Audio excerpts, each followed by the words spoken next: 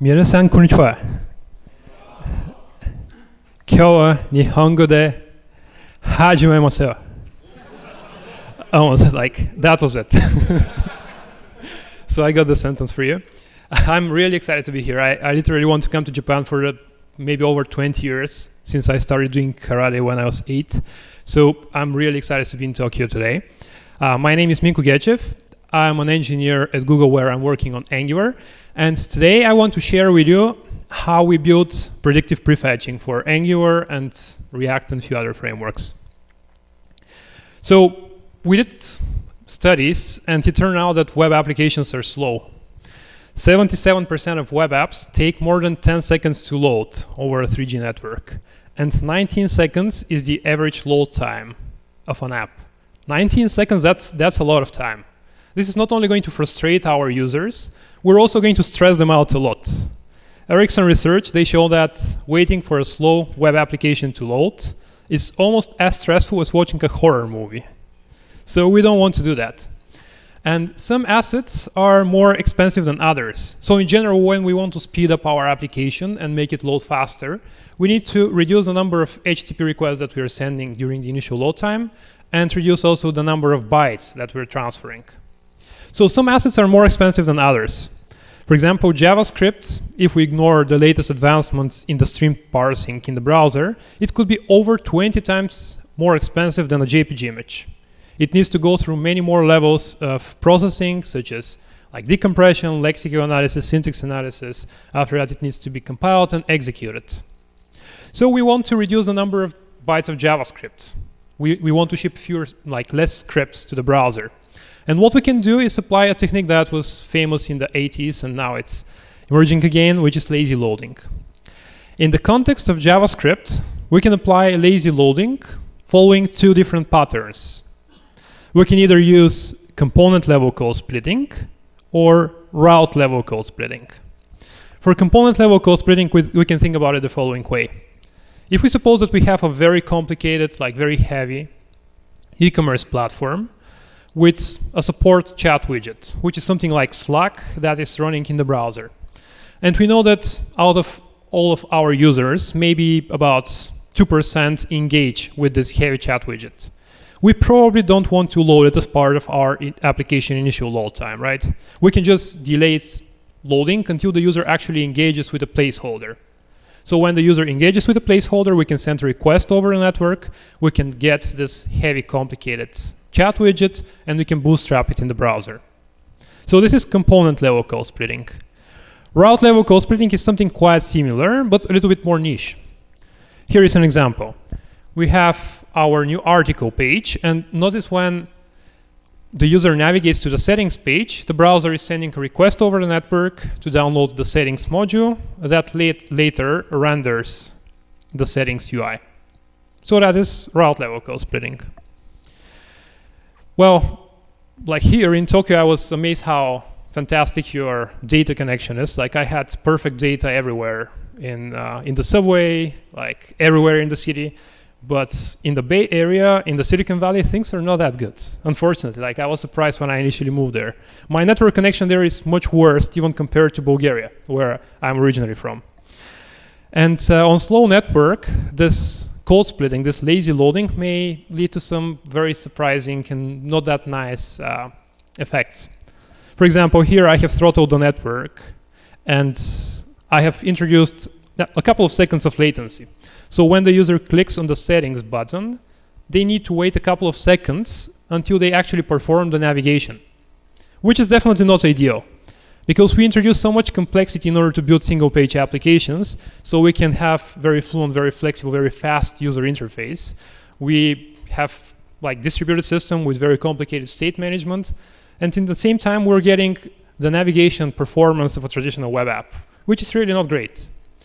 So in order to deal with slow networks when using route level or component level code splitting, we can just prefetch. We can prefetch JavaScript ahead of time. Prefetching is a technique which allows us to preemptively just download scripts that are likely to be needed in the future, save them in the browser cache, so that when the user needs these scripts, instead of getting them from the network, we can get them from the local hard drive, or even in memory. In our example, on the previous slides, for example, when the user is in the new articles page, we can download in the background the settings bundle, the settings module, and bootstrap it once the user performs the navigation. A few risks with prefetching is that we can eventually consume a lot of data. Imagine our application has hundreds or thousands of modules. In such case, if we prefetch all of them, well, we are obviously going to consume a lot of data, and the user is probably not going to use all of them for their short navigation in our application. And the second problem is that we may never even prefetch the right assets. If the user has hundreds or thousands of modules that we are preemptively prefetching, and they need the one that is last in the queue, they may never even get it on their hard drive until they perform the navigation. So a technique that we have been experimenting recently is predictive prefetching, which aims to make the prefetching algorithm a little bit more accurate and in the same time reduce the network consumption. So this is a simplified sketch of how we can think of predictive prefetching. This is a Wikipedia-like application, and in this application I have highlighted the links that are likely to be needed next, that are likely to be visited from the current page. So the links which are highlighted in red are very likely to be the user to perform navigation to them, to follow them. The ones highlighted in purple are mildly likely, and the ones highlighted in blue are very unlikely to be visited. So in this case, we can prefetch only the JavaScript, which is associated with the links that are likely to be visited next, with these pages. This technique is implemented by a tool called guess.js that you can find on GitHub. It's github.com/guess-js. And for the purpose to build this statistics, this predictive model, it can use either Google Analytics or your custom analytics provider. It provides you a hook where you can download your report from your favorite analytics provider if you're not using Google Analytics. So based on Google Analytics though, we can run a query. So for each page, we can get the previous pages that the user have visited before navigating to the current one. And this way we can build a page navigation graph. So on this graph here, each node is basically a page in our application, and the edges between the nodes are the navigations that the users have performed. The thicker given edges, the higher the probability for the user to perform the navigation is as well. The more users have performed this navigation. So we can see that users have been visiting intro/parent, like there are two large nodes there, so the users are performing these navigations pretty frequently. Cool, so now we have this page navigation graph. But how does this apply to JavaScript? Because we have information about pages, about nodes, but we don't have any information about which assets of our application are being used in these pages. What we can do here is to apply static code analysis, for example. If we have an application that follows some practices, some conventions, for example, if you know that the application is using the Angular router or the React router, or it is a Gatsby application or a Next application where the routing structure is very clear, we can just statically analyze the route declarations and map them to pages. Here, for example, you can see that we have a path. This is an Angular routing declaration.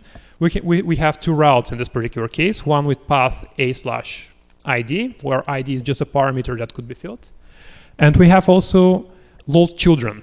Load children indicates which JavaScript file should handle this navigation. So when the user navigates to a/1, we're going to download the a.js file and bootstrap the page. And we can see that since a has an id parameter, and we have two pages from the Google Analytics report /a/1 and /a/2, all these map to the a/id route. And of course, we have a single B page, which maps directly to the B route. We can statically analyze this. We already saw how to handle the route's parameters, but also our source code may contain some expressions. Not all route declarations could be just string literals, which are very easy for static analysis. So this may require some partial evaluation of the source code at build time. There are some expressions which we can think about them as like foldable expressions, which are evaluatable at build time, where we don't need to, where we don't depend on any runtime information. So this way we can just preemptively evaluate these expressions and extract the metadata. This is an approach similar to the one that Prepack uses, or like many other tools in the past. Even a lot of compiler optimizers are using some form of partial evaluation in order to handle such use case and optimize your source code. All right, so for each module, we want to find all the route declarations. Here is an example. Here we have the main.ts file, which declares 3 different routes. It declares the A route, the B route, and the C route. All of these routes are lazy routes, and respectively, when the user navigates to the A route, the framework is going to download the file compiled from a.ts. Same for B and same for C. Now at build time, our bundler is going to produce different chunks out of these files.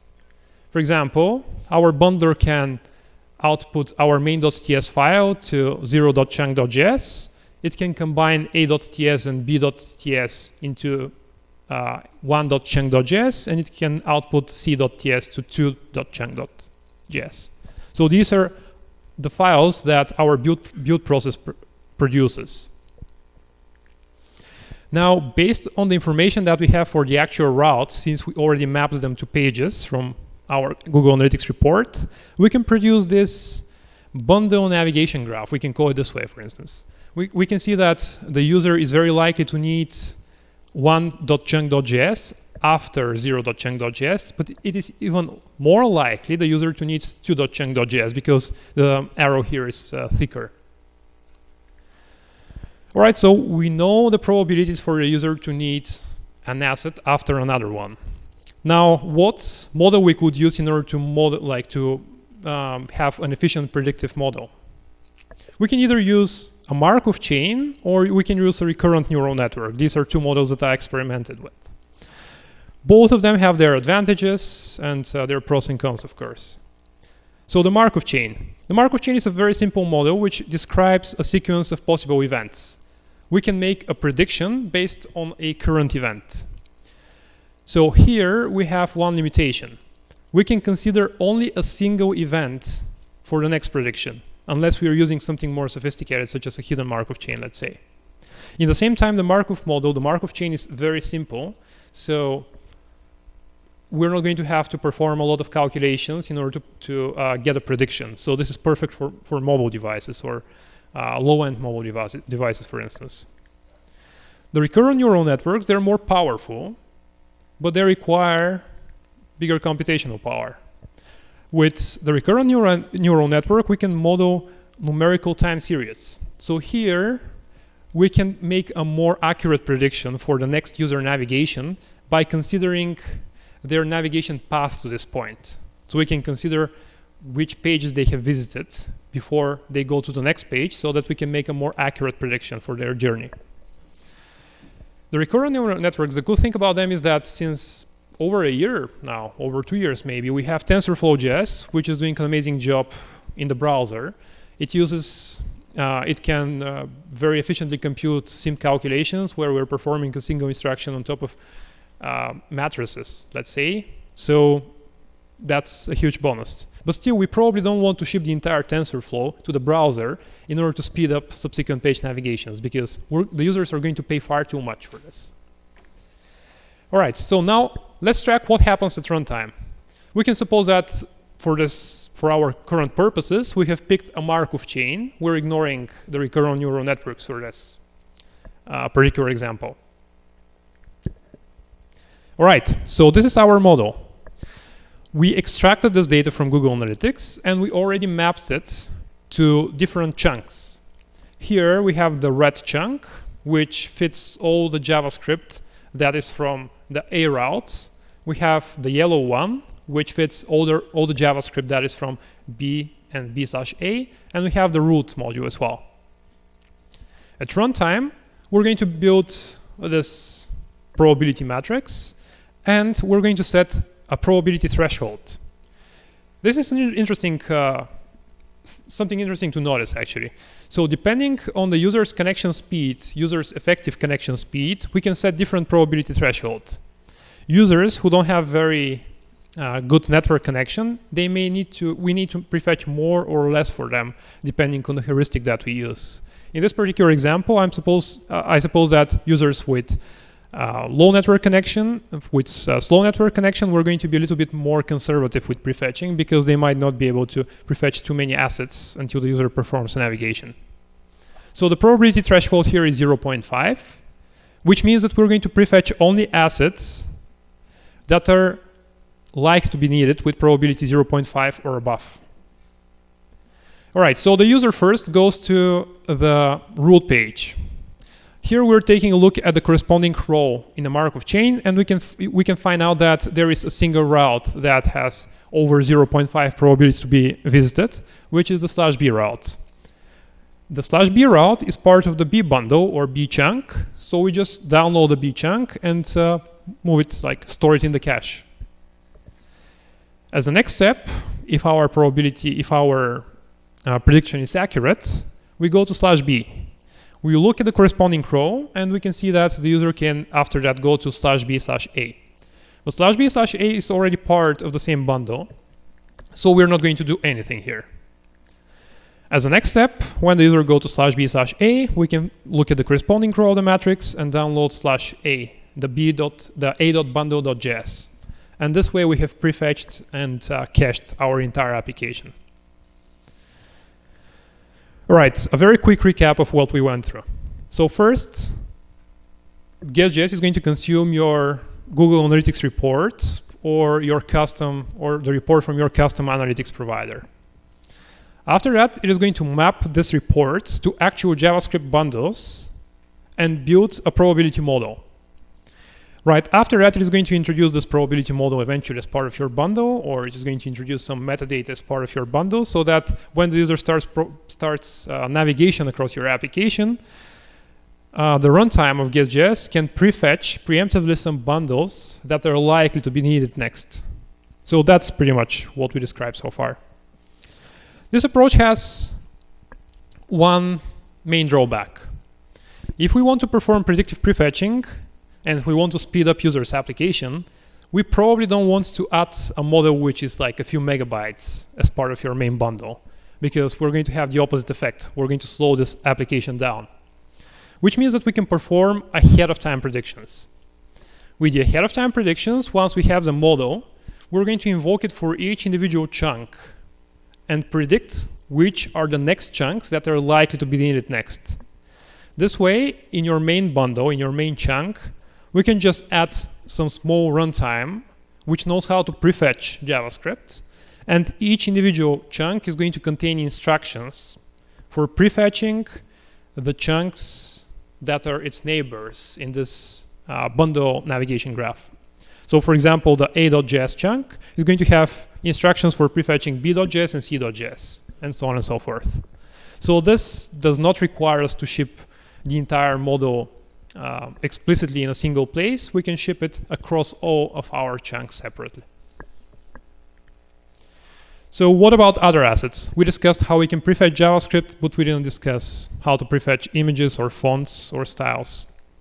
It's still possible. We just need to find the mapping page to asset. And we can discover this mapping in two different ways. We can either, again, statically analyze the entire application and plug somewhere in the build process. For example, if we're using Webpack, we can just follow all the imports to images or styles. Or alternatively, we can just traverse our entire application with a headless browser. And on each navigation, we can track which assets are being downloaded and associate them with this specific page. So a couple of tools are already using Gechev. We have Gatsby, which is a React static site generator.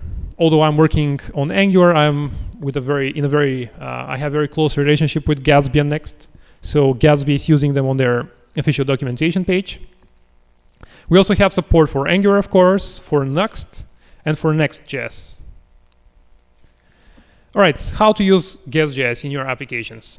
Since this presentation was mostly focused on how to build guest.js, there are not too many details here, but you can find a few guides on how to use guest with Nuxt, with Next, and Angular on guest-js.github.io. Yes, that was it. That was everything. Thank you very much for your attention. Thank you very much. And the next is in the question time. Someone who have the question? Yes, if you have any questions, I'll be happy to answer. すみません、また質問の方、英語でお願いします。ちょっと通訳のものおりませんので、どうぞよろしくお願いします。どなたか質問なさる方いらっしゃいますか？あちらの、シャツの方お願いします。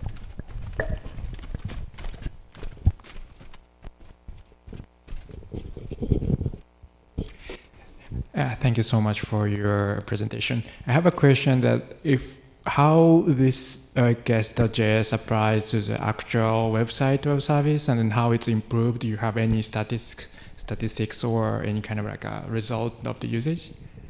Yes, so this could be, it strongly depends on how many lazy loaded chunks your application has.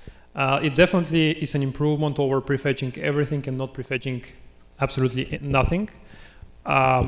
Like Adios Mani from the Chrome team, he found out that it improved the performance of an application that he profiled, specifically the navigational, the speeds, like improved the navigation performance with about 20%, but I cannot cite exactly which website was that. Yeah, it strongly depends on the number of links you have, on the number of bundles and lazy loaded modules. I see. Thank you so much.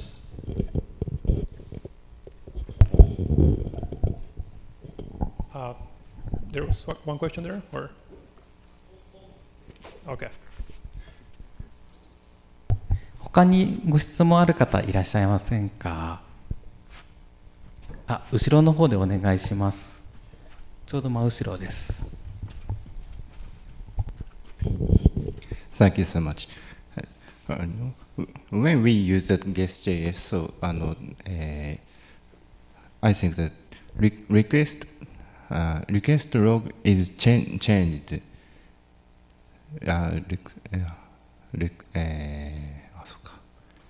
Okay, so I solved myself. So thank you. No worries. Yeah. Do you want to try in Japanese and someone can translate? No. This is not the English problem. It's my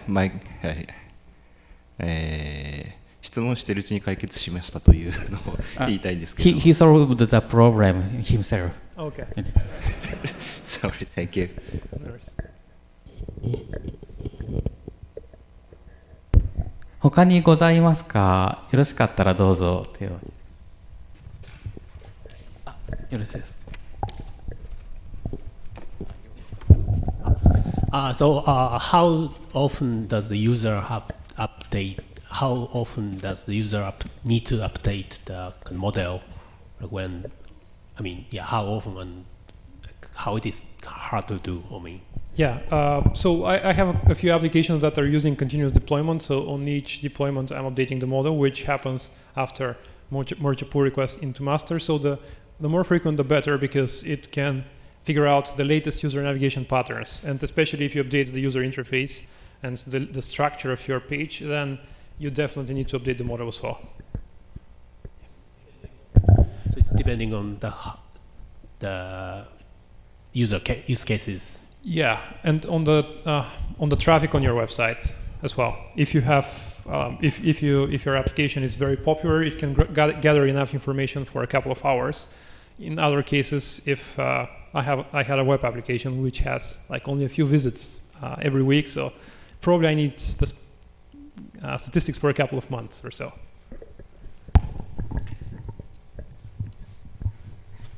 Thank